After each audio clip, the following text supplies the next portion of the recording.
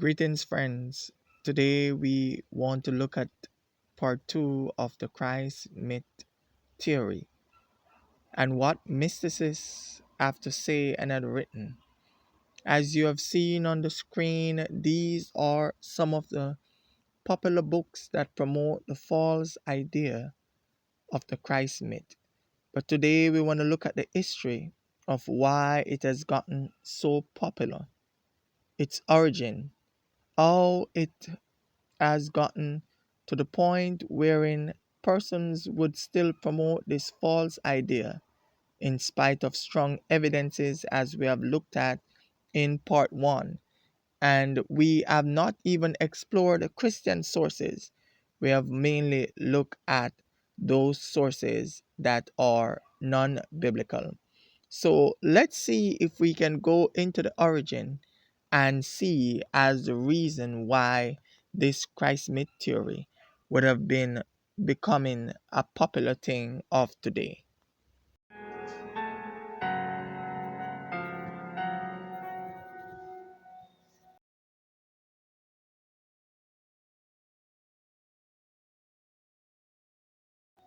The earliest known mythicists were a pair of French writers, Constantin Francois de Chasseaubeuf, Comte de Volnay, and Charles Francois Dupuy. I'd apologize for butchering those names, but they're French, so I'm not going to.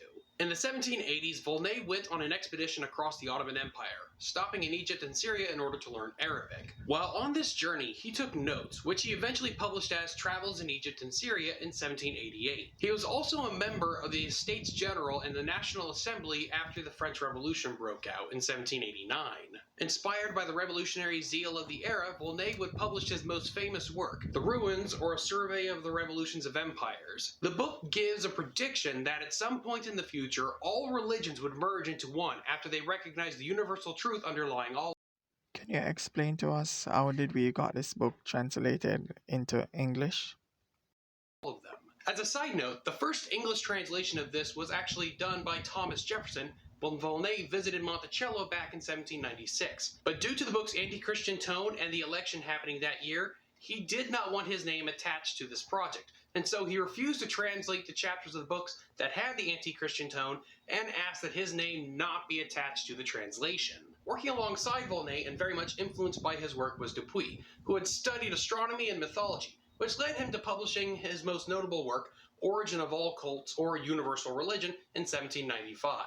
This work was so influential that it was one of the motivating factors behind Napoleon's invasion of Egypt. Volney and Dupuy both believed that Jesus was not a historical figure, and that Christianity was an amalgamation of other Near Eastern mythologies. This would give birth to what I refer to as the comparative religion methodology, which focuses on comparing stories and themes found in early Christian literature with other ancient religions. Those who use this methodology believe that the existence of similarities is enough to believe that there was some kind of spiritual plagiarism. And if one thing is plagiarized, then everything else must be plagiarized as well. Ergo, Jesus didn't exist. This methodology would become the most popular, despite the fact that it is also the weakest, but we'll cover that more. Why it's a weak argument? It's like a person saying if something is in myth or fictional or in a story, then anything after that cannot be real. So let's say, for example, why it's a very, very weak argument. Let's say I say to you, to give you an example, that there was this ship that met in an accident. It hit an iceberg. They never had enough lifeboat, and the ship sank. And so, what immediately comes to mind? The Titanic. But oh no, I'm not referring to the Titanic. I'm referring to this book that you're seeing on the screen. And so, would this book that was written, this fictional book, this book that was written many years before the sinking of the Titanic, would it negate or say that the Titanic never sank, the reality never happened, because there was a methodology, a myth of a story of a sinking of a Titanic? Oh no, it wouldn't negate the fact or to say that the Titanic never sank because there was a fictional story of that sort. So to say that because there was fictional stories that's similar to the story of Christ, so Christ is not real because there were stories like him before makes no sense. It's a very, very weak argument. I would say take a look at the chart on the screen, and right away you would have think that surely Christianity must have been a copycat of many other religion. And so at a glance you would have such idea. But if you should investigate the sources for those claims, then you would realize that what is happening, especially on the internet, is just a quoting of and a requoting of sayings and things that was said by persons that is just being requoted without any credible source or historical evidence for the claim. And so persons quoting this person and that, quoting that person, that person quoting that person. And so it seems as if it has a basis or it is true. But many of it holds no evidence. And so we will explore it some more.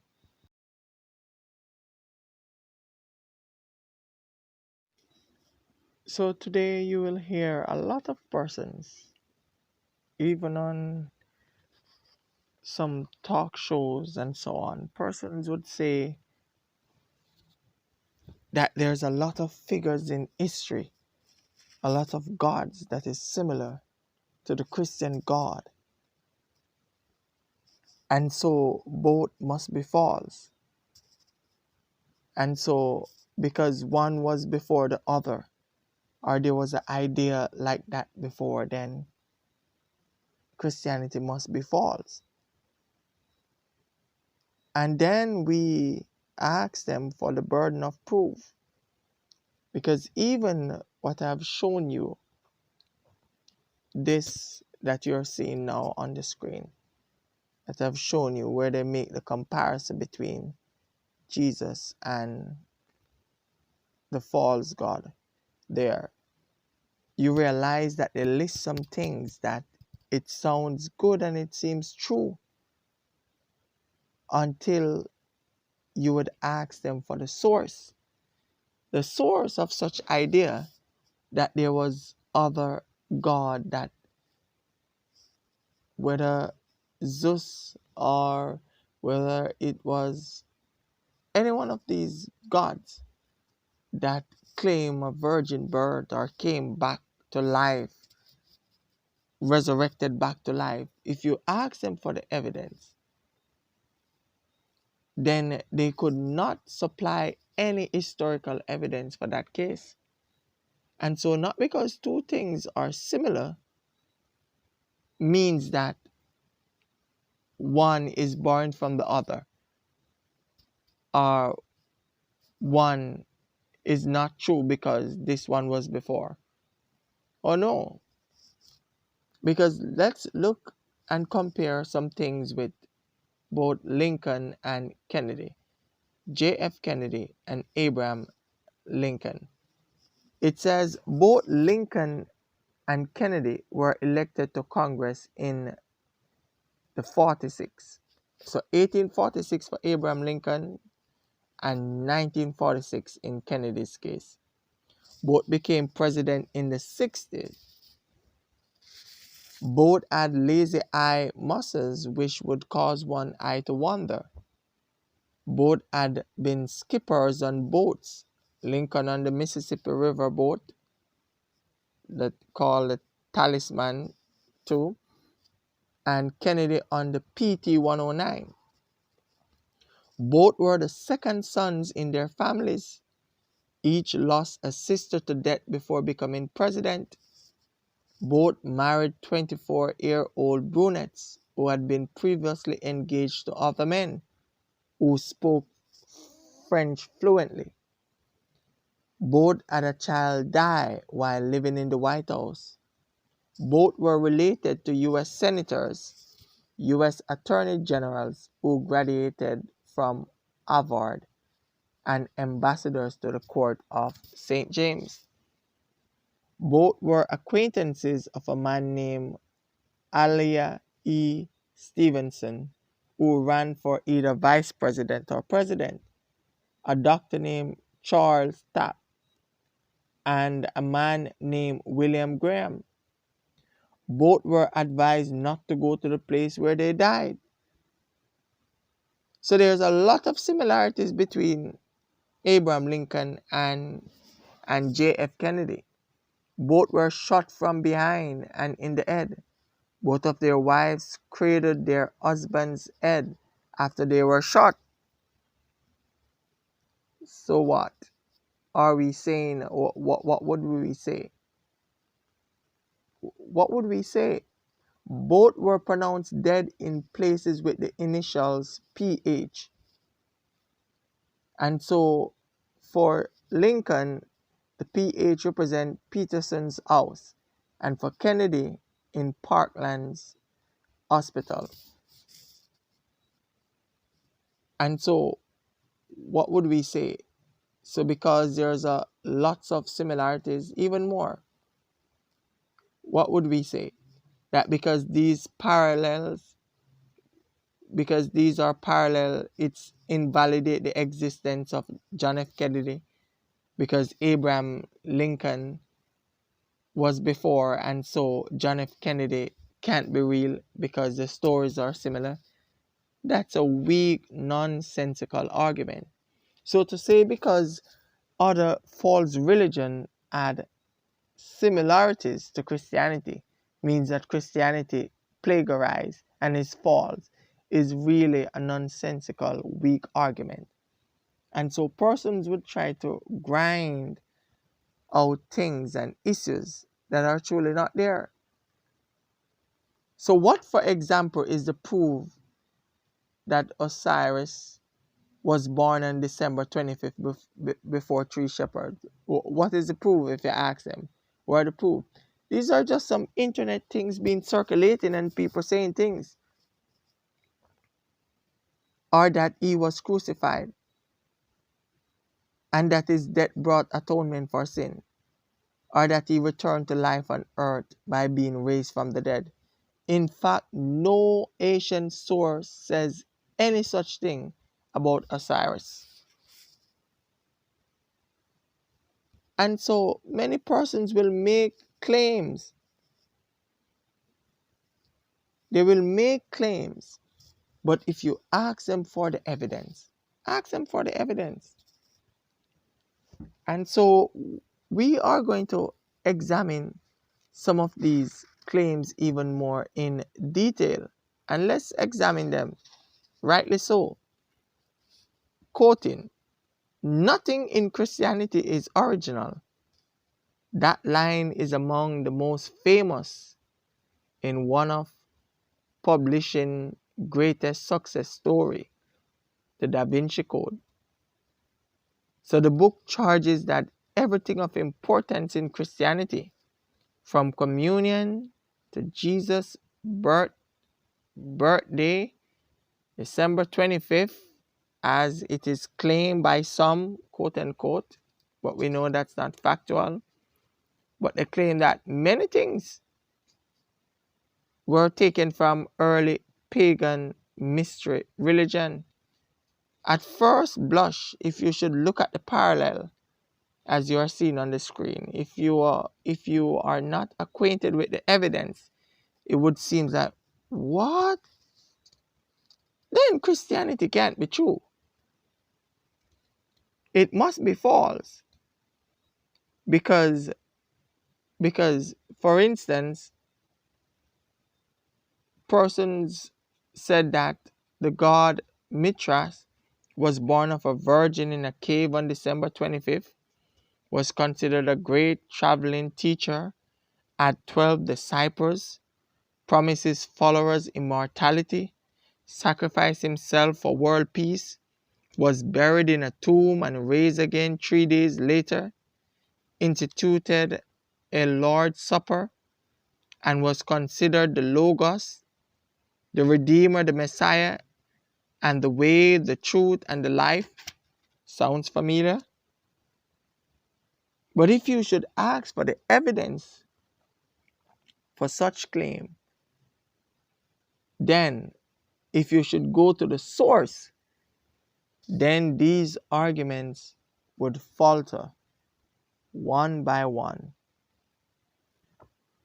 So let's look, for example, at Osiris. So Osiris is interesting. The most popular account says Osiris' brother killed him, chopped him into 14 pieces, and scattered them around the world. Well, the goddess Isis feels compassion for Osiris, so she looked for his body parts in order to give him a proper burial. She finds only 13 of the pieces. She puts them back together. Osiris is buried, but he doesn't come back to this world. He gives the status of a god of the nether world, a gloomy, shadowy piece of semi-consciousness. This isn't a resurrection. They say this is a resurrection, but that's not what a resurrection means. They never claim Osiris came back from the grave in a bodily form. So when they try to say that Osiris' story, the god Osiris, is similar or had a resurrection like Jesus, there is no fact to that. Not at all. And what about those who would refer to Justin Martyr's writing and say, hey, yes, the Christians did believe and borrowed things from other religion and compare their religion to other religion. But if you look at the context of what Justin Martyr was saying, first we have to look at why Justin was writing this. The Romans were severely persecuting Christians, and Justin was telling the emperor, look, you don't persecute people who worship other gods or similar. So why persecute Christians? Basically, he was trying to use some argument to defuse the Roman attacks on the church. But look at the parallel he gives. He has to strain to make them. He talks about the sons of Jupiter and Asclepius was struck by lightning and went to heaven. Bacchus, Hercules, and others rode to heaven on the horse Pegasus. He described Aranid and others who have been declared to be set among the stars. He even mentions that when the Emperor Augustus was cremated, someone in the crowd saw that he saw his spirit ascended through the flames. These aren't resurrection, not at all. And no highly respected scholar today would suggest that this parallel with the resurrection of Jesus. We only hear this claim only from the hyper-skeptical community on the internet and books that are marketed to people who maybe sometimes lack the interest to do a deep research or to analyze the facts critically. And so when persons are saying that many gods before and after Christianity. There are great parallels. It's mainly built on lies and deception. So they try to make some comparison and to say, so you will see that they say that other gods had resurrection. Not at all. Not at all, because all these other gods, it was never claimed that they came from the dead or from death in a bodily form. Oh no. That's why you would realize that even when Paul, in the New Testament, he was preaching, even in Acts 17:32 and 1 Corinthians 1:23. The Greeks, he said, consider the message of the gospel as foolishness. And the Greek term is morian. A morian is a root from which we get our term moronic. And so likewise in Paul's speech at Mars Hill, the Greek thinkers respectfully listened to Paul's case for Christianity until he came to the evidence for the resurrection. Until he came to the evidence of the resurrection. So now when they heard of the resurrection of the dead, some began to ridicule Paul in Acts 17:32. This same sort of denial of bodily resurrection, the Greeks and many others in Paul's days and many pagans rejected this idea and looked at it as foolishness. And so the apostle, even as we will look at some allegations made by one scholar who promotes the myth, the Christ myth theory, who wrote a book and who claimed, he made 3 claims in the book. And so Richard Carrier book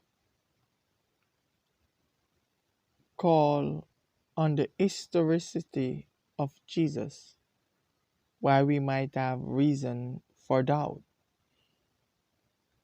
So as I have said, he based his argument on 3 main things that Christianity borrowed from these other pagan gods and religion. And secondly, that Paul's writing, that Paul wasn't speaking of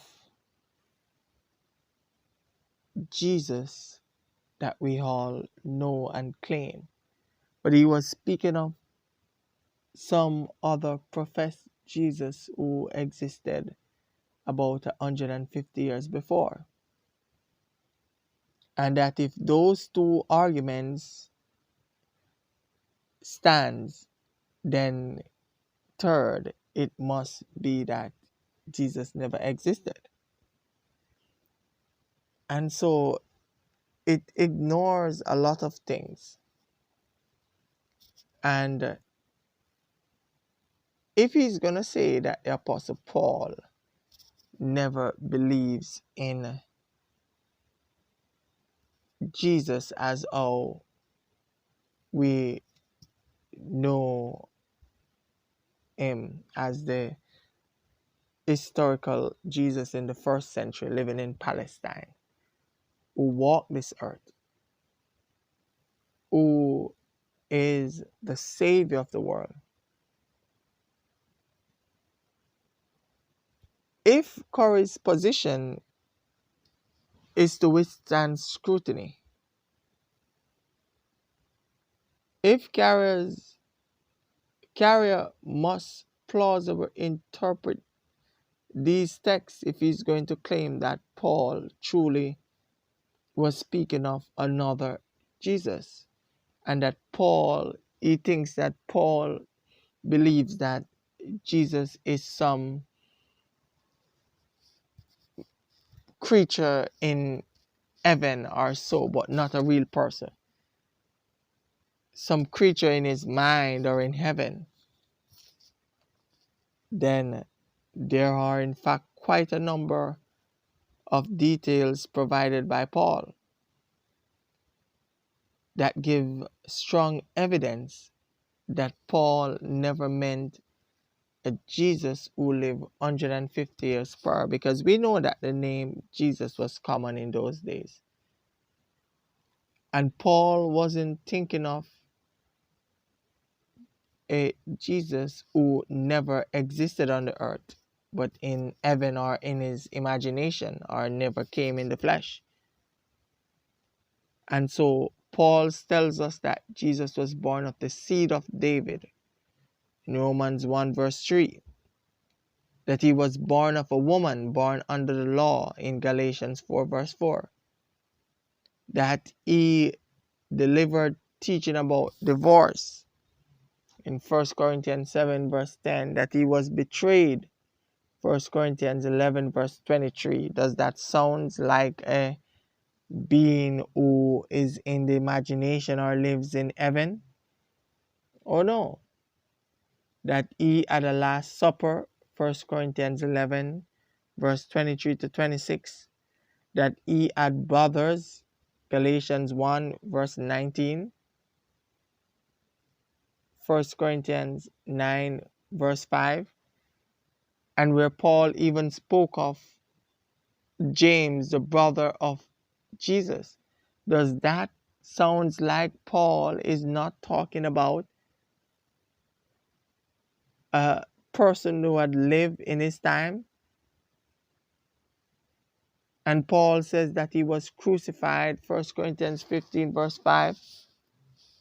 And if Paul refers to James as the brother of Jesus who was living in his time, then was persons living in those times to be 150 to 200 years old? What would we say about that? Because if Jesus had a brother then, and he's saying that Paul was talking about a Jesus who lived 150 years before, then how would we reconcile when Paul says James, the brother of Jesus? It makes no sense. These persons are trying to grind something out of what is not there. And so clearly the evidence is on the contrary, that Paul believed in a historical, real Jesus. And what am I saying? Many of these evidences will not convince those who actually believe in this false idea that Jesus never existed. But we want to clarify and to help those who might have an honest heart and those who would want to look at the evidence. So let's compare some more of the poor pagan parallels that they claim that Christianity borrowed from. And let's see. Let's consider several of the proposed examples of copycat doctrines from pagan mythology. Alright, so Horus is one. He was the patron god of Egypt and the son of Isis and Osiris. Horus was not crucified. He died by a snake poisoning him in the delta swamps, causing his death. In some accounts, he is merely poisoned, but not dead. And that's from Pinch Geraldine Egyptian Methodology, a guide to the gods, goddess, and traditions of ancient Egypt. Oxford University Press, 2004.80. And so, does this in any way, shape, or form sounds any way similar to what we believe as Christian? Is there any great comparison with this? And even if there was a great comparison, none of these, none of these is being attested by history as being factual. And so Horus did not have 12 disciples.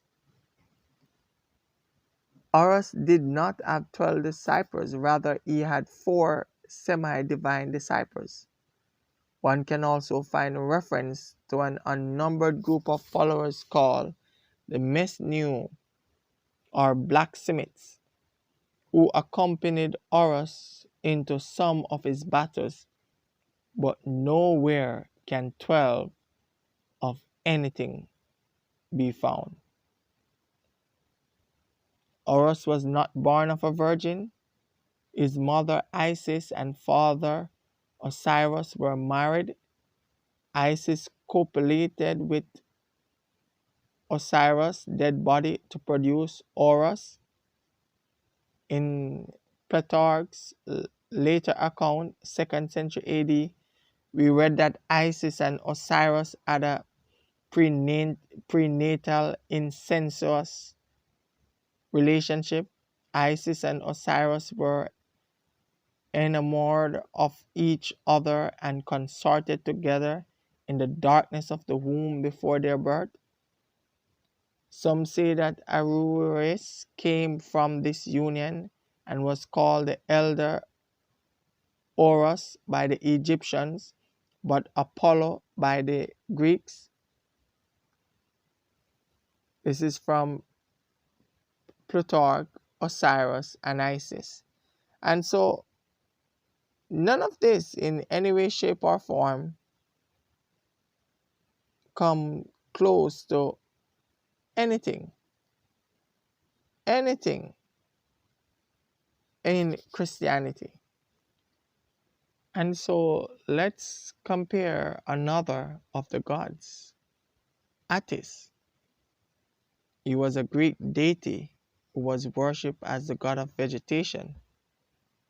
He was not born of a virgin. Foreman writes, Attis is conceived when Zeus spilled his seed on the side of the mountain, which eventually became a pomegranate tree. That's Winston of the Skeptic Project, right? Attis was not necessarily born of a virgin because it does not say whether or not his mother is a virgin. In fact, Attis was born of Nana after she ate the fruit of an almond tree, which had been grown from the blood of either Agditis or Cybele. So let's continue another Greek mythology, another Greek god, Adonis.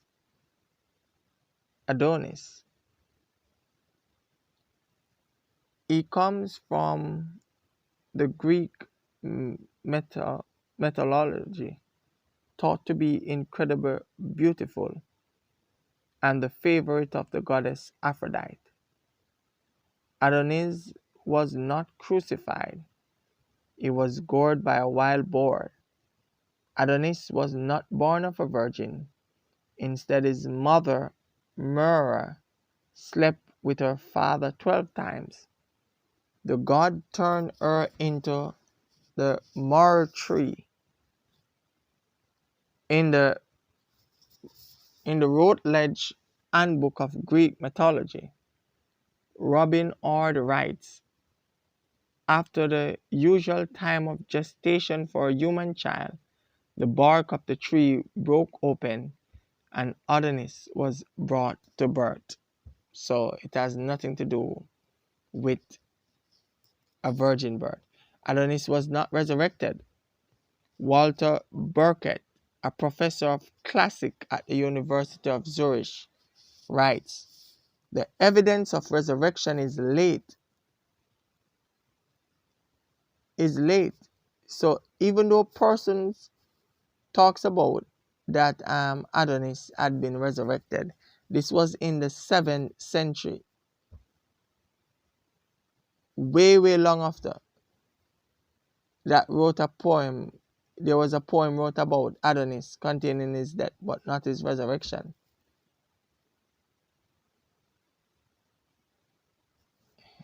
And so let's compare another one.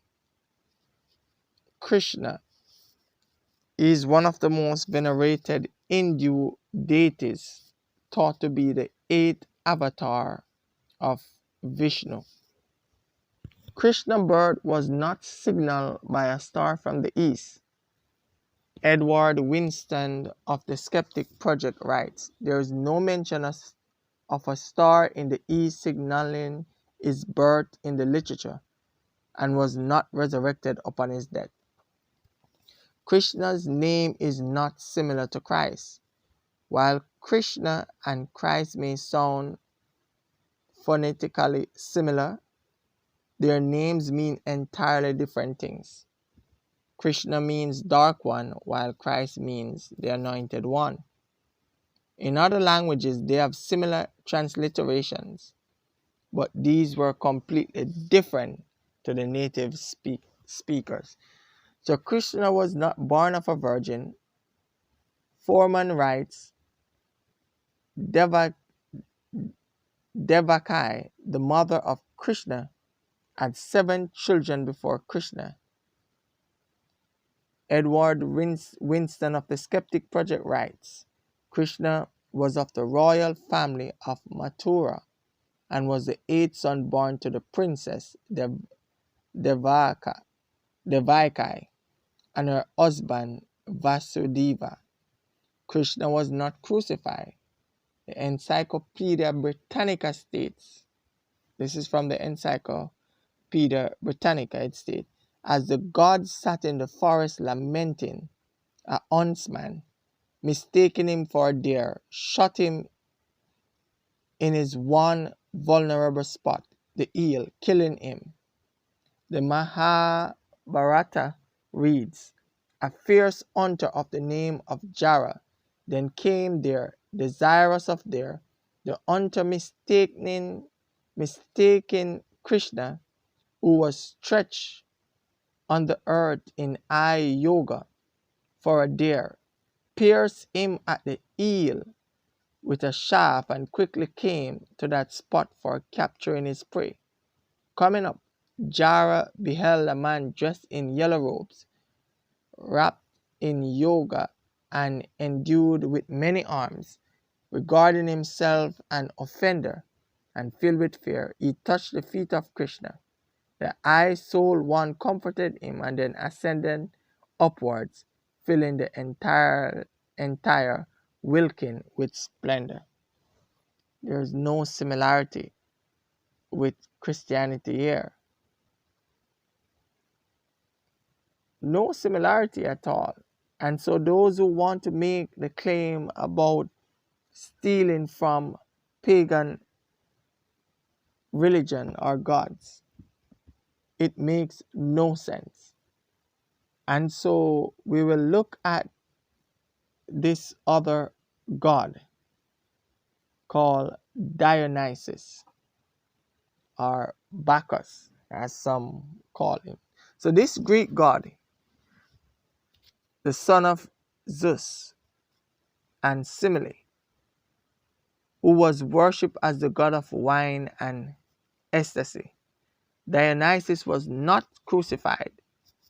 Some skeptics claim that Dionysus was crucified because of an amulet that was found depicting his crucifixion.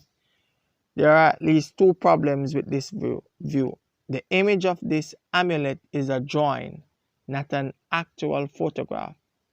The drawing used is itself a drawing of a previous drawing. The amulet itself was said to be lost during World War II. Robert Eisler, a critical scholar, has the drawing in his book, Orpheus the Fisher.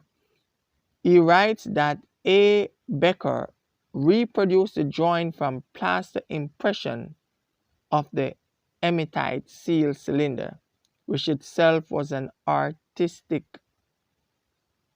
rendition of the original amulet. The amulet dates several centuries after Jesus of Nazareth.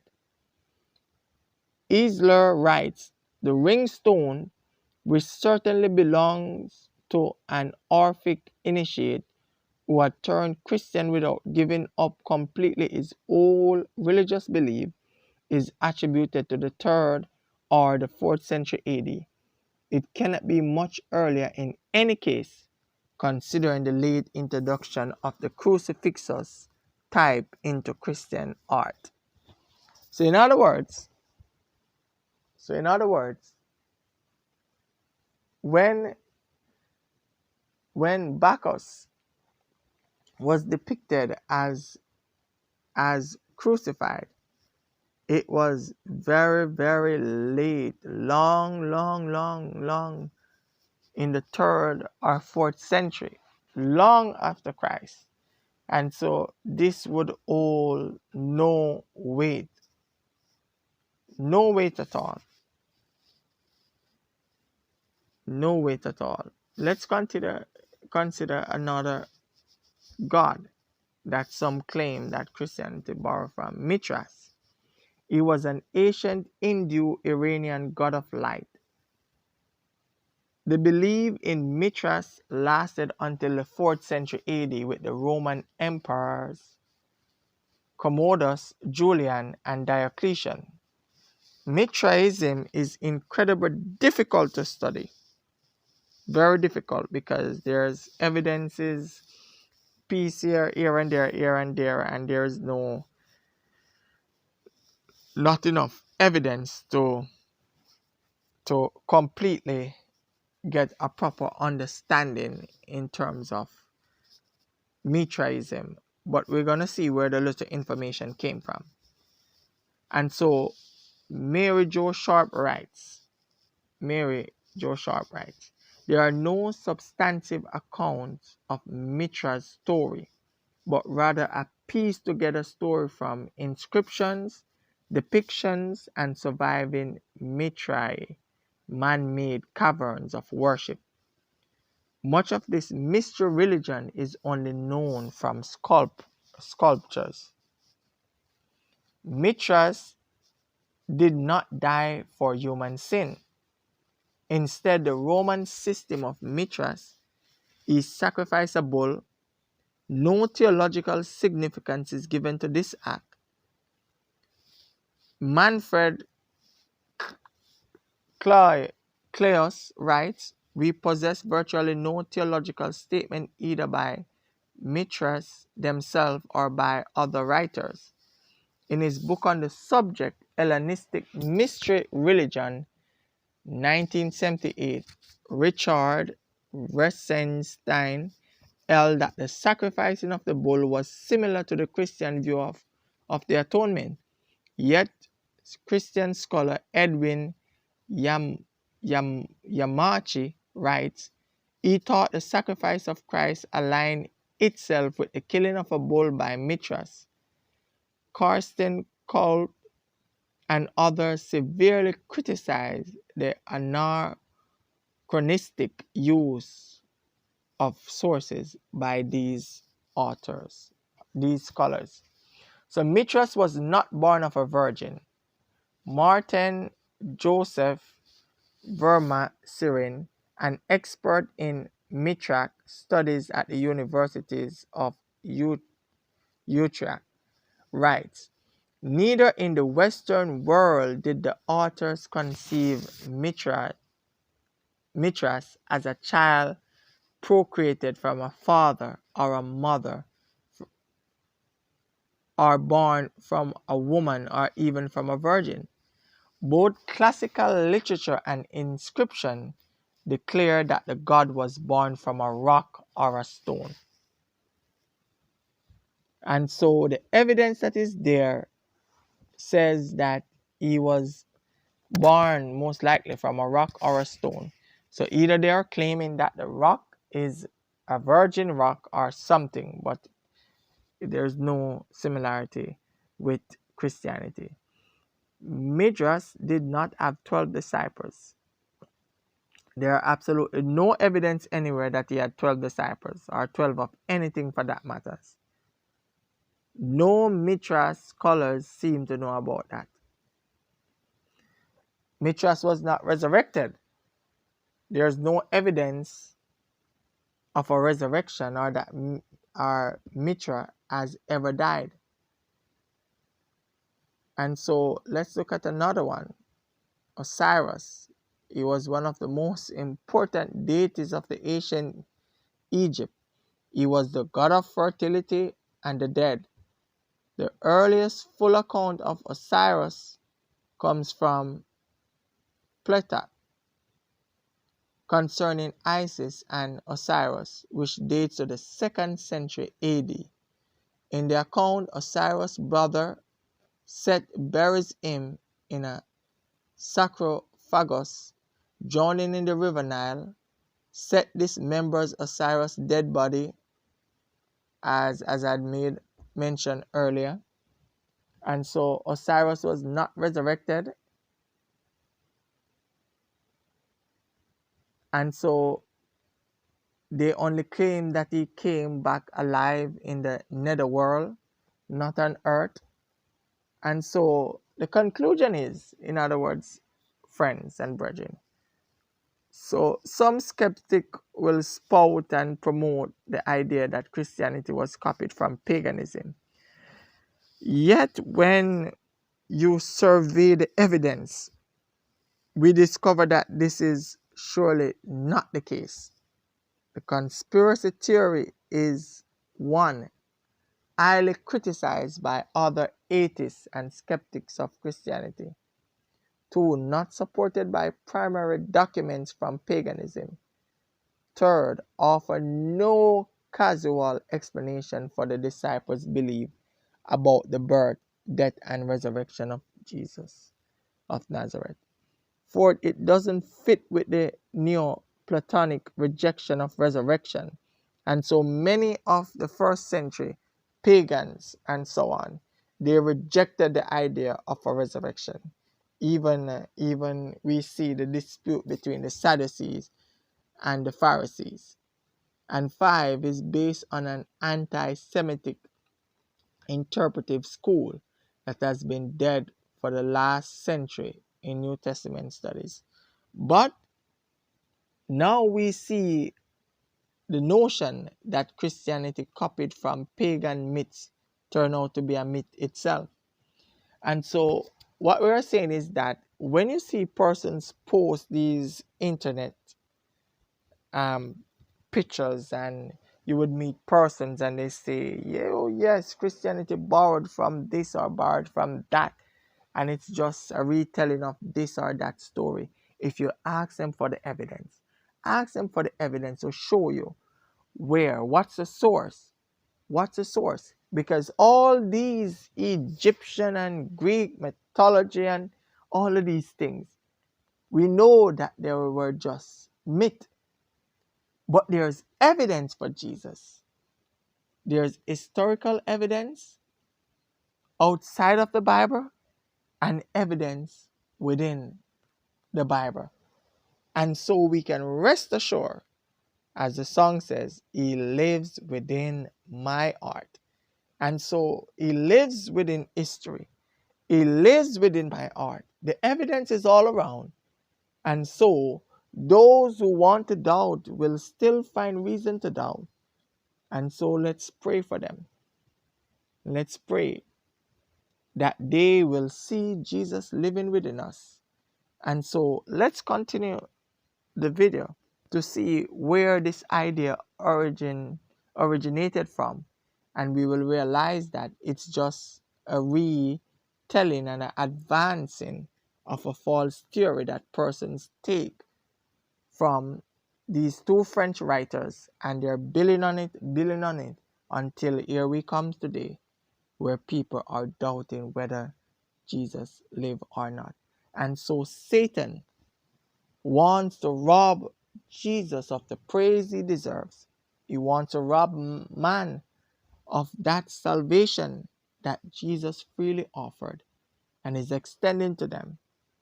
But may the Lord have mercy upon their soul, and may this video do wonders by God's grace to clear up some of the uncertainty and let people realize that these things are just being repeated and being said. But if you check the evidence for it, and if you ask these persons who are promoting these things to give you the evidence, then they cannot give you anything solid or substantial. Not at all. Not at all. And so we can rest assured that he lives, he lives. Yes, he lives. And because he lives, I can face tomorrow. Comparative religion methodology would continue its popularity in the following decades, but it would have to rebuild itself across the English Channel. Due to both Volney and Dupuy being associated with the head-chopping French Revolution, their works would have little influence outside of France after the fall of Napoleon. But in the 1830s, it would re-emerge from the mind of Godfrey Higgins in his work Anacalypsis. Higgins studied the law but was never permitted to practice it, and when Napoleon threatened to invade the UK, he joined a militia up near York and retired in 1808 at the rank of major. He was also a political reformer, advocating for the abolishment of child labor, better treatment for people in insane asylums, as well as calling for the disestablishment of the Church of Ireland.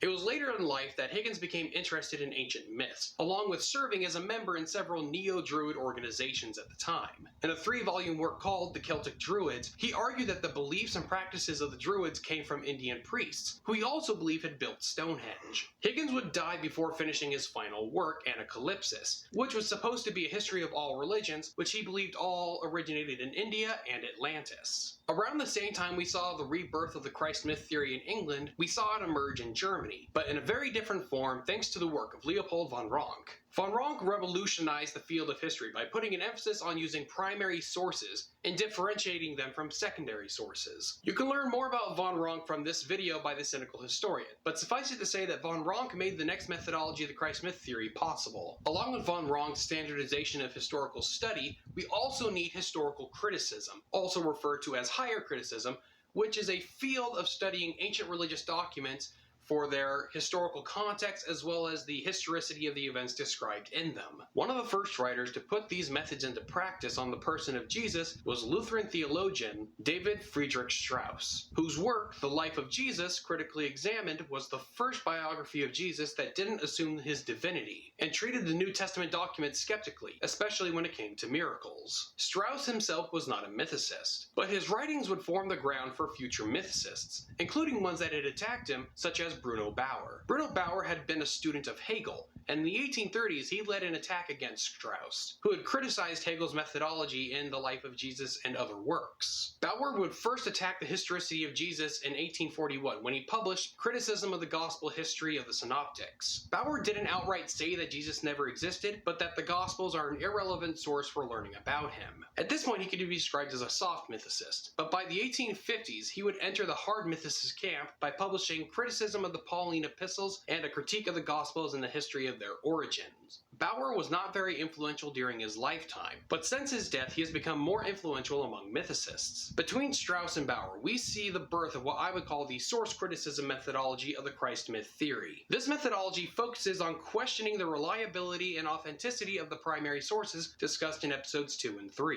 Bruno Bauer continued to contribute to the Christ myth theory into the 1870s when he published Christ and the Caesars, where he argued that Christianity was a syncretism between Roman Stoicism and Jewish mystery cults, which falls within the realm of the comparative religion methodology. But at this time, we've finally seen American begin to contribute to the Christ myth theory. Percy Graves. Born in 1813 to Quaker parents in Pennsylvania, Graves's early life is full of uncertainty. Some sources claim that he had no formal education, and others claim that he had an academic education. Regardless of what kind of education he had, by the age of 18 he had become a teacher in Richmond, Virginia. In the 1840s, he spent time living in utopian communes and experimenting with many new religions, but eventually abandoning religion altogether. His contribution to the Christ myth theory came in 1875 with The World's 16 Crucified Saviors, where he compares the story of Jesus in the New Testament to figures in other mythologies. This book heavily borrows from Anacalypsis, though he never cites Pagan or anyone for that matter, and that's something you'll find very common amongst 19th century mythicists. Back in England, we have another mythicist contributing to the comparative religion methodology in the 1880s, Gerald Massey. Gerald Massey was a poet who claimed to have taught himself hieroglyphics by spending a lot of time at the British Museum. His first book on the Christ myth theory, The Natural Genesis, was published in 1883, and it made the claim that the story of Jesus was a retelling of the story of Horus, which is a claim you will find a lot among mythicists. Just like Percy Graves, Gerald Massey was also heavily influenced by Higgins, and also like Graves, he never cited Higgins, despite the fact that all three of them tell the same stories in almost the exact same way, and none of them are citing sources to back up their claims. Around the turn of the century, there was a resurgence of mythicism. British anthropologist Sir James George Frazer published the first edition of The Golden Bough in 1890, which looked at religious traditions around the world, and it became very influential amongst mythicists, despite the fact that Frazer himself was not a mythicist. This became such a big issue for Frazer that in the 1913 edition of the book, he had to state that his theory assumed the existence of a historical Jesus. In 1900, a Scottish member of the UK Parliament, John Mackinnon Robertson, argued that Jesus never was a living person, but rather a new deity made up by a first century Jewish messianic cult to pray for harvests. And he used sources from the Talmud to back up his claims. There was also the English schoolmaster George Robert Stowe Mead, who in 1903 argued that Jesus of the Gospels was actually referring to a character from the Talmud who was executed about a century earlier than Jesus was believed to have been crucified. These and others gave birth to the third major methodology of the Christ myth theory, the literary reinterpretation methodology. This methodology focuses on reinterpreting old documents to mean things that they weren't traditionally thought to have meant. A common argument from these mythicists is that the Pauline epistles were not referring to a flesh and blood Jesus, but rather a spiritual or allegorical Jesus. But the biggest name among mythicists at this time was German scholar Arthur Drews, who published the Christ myth in 1909, contributing to the comparative religion methodology. This work was so influential that for about the next decade, you had actual theologians debating whether or not a historical flesh and blood Jesus is necessary for Christianity to be considered a true religion. Some argue that you didn't need a flesh and blood historical Jesus for it to be true, but those who did quickly lost their orthodox credentials. Ultimately, Drew's book was rejected by both theologians and biblical scholars. However, the book is still used by mythicists. Mythicism would remain pretty quiet during the 20th century, living on mostly in the Soviet Union, where it remained part of the Communist Party line at Soviet universities until the 1970s. But just as Soviet universities were abandoning the Christ myth theory, a British professor would revive interest in it within this English-speaking world. In 1975, George Albert Wells would publish Did Jesus Exist? Wells was the professor of German at London University, who wrote extensively about German intellectual history. Aside from Strauss, Bauer, and Drews, there were many writers from 19th century Germany that wrote on the Christ myth theory, but due to the language barrier, these ideas did not go far outside of Germany. This meant that the source criticism methodology remained, and up to now largely still is, dominated by German scholars. Wells didn't contribute much in the way of new research for the Christ myth theory. Rather, what Wells did was introduce mythicist texts and ideas to an English-speaking audience that didn't have access to them before. He continued this path with his later publications, such as The Historical Evidence for Jesus in 1982 and Who Was Jesus? A Critique of the New Testament Record in 1989. Wells passed away in early 2017, and by that point his position on the Christ myth theory had evolved. Back in 1975, he was a hard mythicist, believing that there never was or could have been a historical Jesus. But by the time of his death, he had slid into becoming a soft mythicist, believing that there was a historical Jesus, but that the New Testament had nothing to do with him. Unlike most mythicists I came across, Wells was the only one that modified his thesis with every criticism it received, which ultimately led to his final position on the subject. After Wells, we get other writers whose primary contribution to the conversation is introducing older ideas to a new audience. In the 1990s, we get Robert M. Price, who has the notable distinction of being the only mythicist with a PhD in New Testament or biblical studies. Price's major contribution has been the reintroduction of the literary reinterpretation methodology. Price's rendition of it argues that the Gospels are actually a form of Haggadah Midrash about a Jewish wisdom figure described in the Talmud and the Old Testament. But if you look into Price's bibliography, he has done far more for the mythos of H.P. Lovecraft than he has for the debate over the historicity of Jesus. Alongside Dr. Price, we also have Richard Carrier, who got his start as an editor for an atheist activist group. Carrier has the distinction of being the only mythicist to have ever had a PhD in ancient history. His recent contribution was an attempt to disprove the historicity of Jesus through Bayesian theory. I still don't know which methodology that this would fall under, but my best guess at the moment is source criticism. More and more modern mythicists try to fuse all these methodologies together, but what this ends up doing is that their books don't really have enough evidence to support any of the arguments at all. But finally, we get to the 21st century, and although books continue to be published on the subject, the biggest driver of the Christ myth theory today is the internet and documentaries. Starting in 2005 with The God Who Wasn't There, exploding with Zeitgeist the movie, and continuing with the most recent release, Batman and Jesus, the Christ myth theory continues to exist despite all evidence to the contrary. Now, this, of course, is not an exhaustive history of the Christ myth theory, but rather a timeline of the biggest points that anyone familiarizing themselves with the subject should know.